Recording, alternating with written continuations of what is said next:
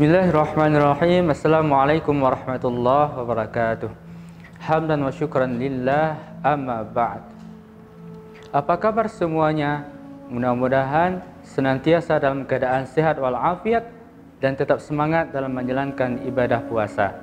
InsyaAllah pada kesempatan ini Ustaz akan menyampaikan 30 kisah dalam Al-Quran dan kisah yang ke-22 mengenai tenggelamnya Crazy Rich di negeri Kinanah.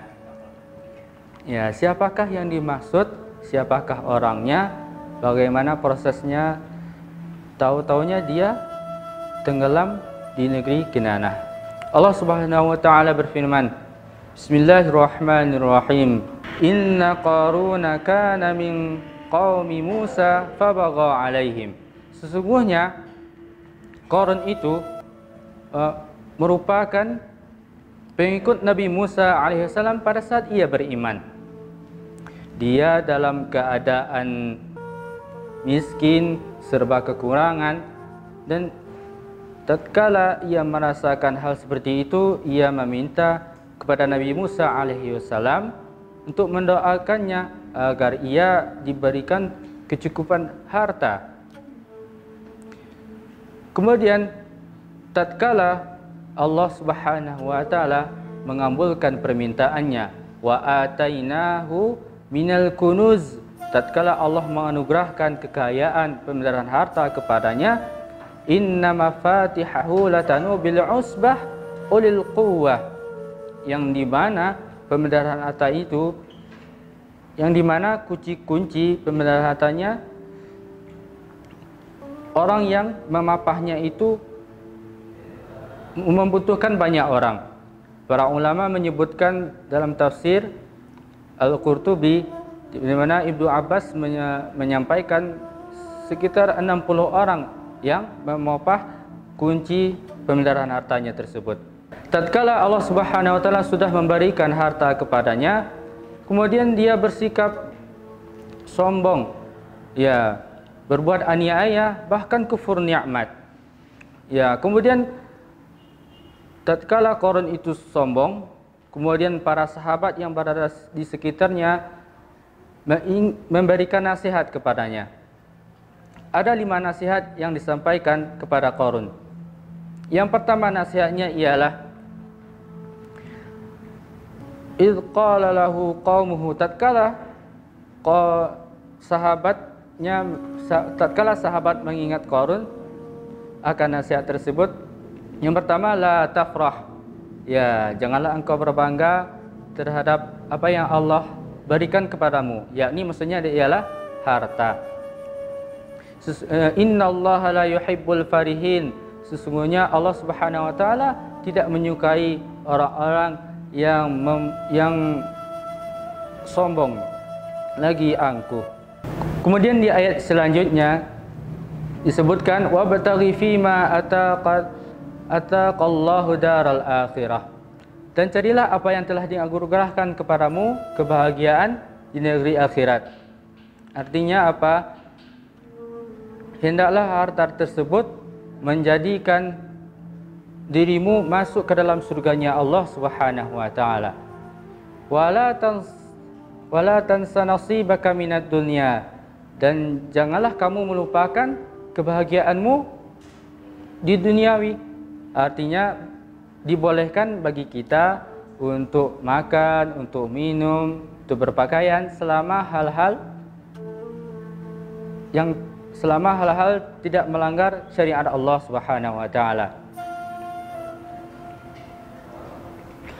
Kemudian wa ahsin kama ahsanallahu ilaik, dan hendaklah berbuat baik sesamamu sebagaimana Allah Subhanahu wa taala memberikan kepadamu kebaikan.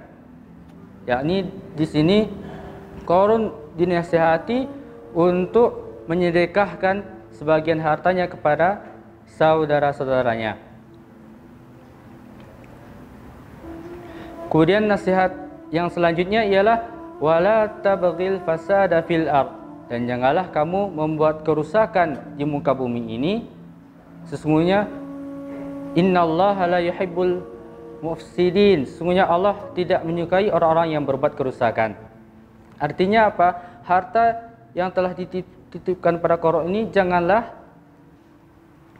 menggunakannya kepada kemaksiatan, apalagi dengan menggunakannya itu menyokongnya untuk hal-hal yang berbau negatif, seperti menyokong untuk kebatilan, seperti menyokong akan kebatilan atau mendukung orang-orang yang berbuat kezaliman. Kemudian tatkala sudah dinasihati oleh para sahabatnya, Qarun ini lantas bertambah sombong dia. Bertambah sombong, angkuh,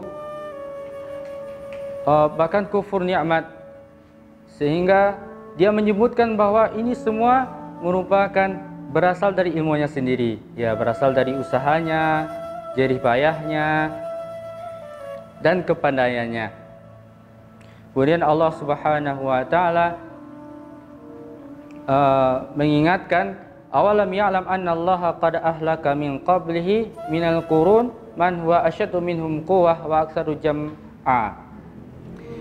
Yakni Allah mengingatkan bahwasanya umat-umat terdahulu telah dibinasakan sebelumnya, bahkan lebih kuat dari Qarun ini. Contohnya ini Fir'aun yang sudah diberikan jabatan, kekayaan, bahkan para pengawalnya mudah saja Allah menghancurkannya. Disebabkan apa? Karena kesombongannya tersebut.